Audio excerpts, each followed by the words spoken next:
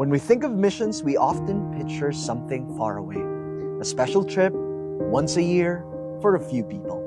Our church sent 10 days teams to Thailand, Armenia, and Costa Rica. We saw God at work, healing, saving, restoring. As a first-time missioner, it was very exciting and scary at the same time. But I saw that God can work in and through me, that I don't need to be afraid because He's the one going to give me the power, the words, the ability to do everything He wants me to do. What surprised me about what God is doing in Costa Rica is I realized how open they were, but that there was a need for more missionaries.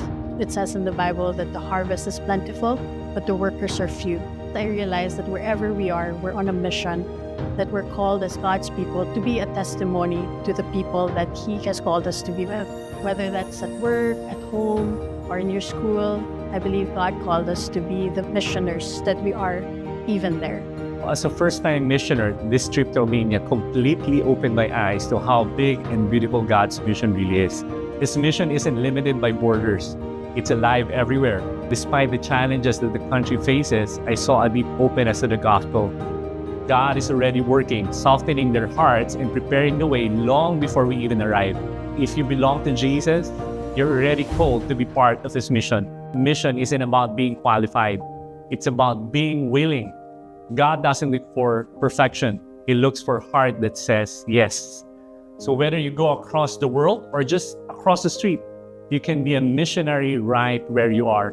The Lord has been prompting me by His Holy Spirit to become more bold in sharing the gospel to anyone. So I brought that with me going to 10 days mission na parang pinalakas ni Lord yung loob ko in approaching people or parang being creative in conversations in how I would lead it about Christ. It has been really exciting but at the same time very humbling because you realize that it's really all about God's move.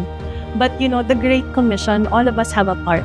So if God is calling you to be a supporter, if God is calling you to be a prayer partner, it all starts with a place of surrender. And that surrender itself is a step of faith. We just need to focus on Jesus. And indeed, He will make us fishers of men. The mission is global and it's local. It's in Thailand, in Armenia, in Costa Rica, but also in your office, in your classroom, and in your neighborhood. The mission is not for a few, it's not for later, it's not for somewhere else. It's for all of us because the mission is bigger than we think and it includes you. This is the mission of God for every believer, everywhere. Will you take part?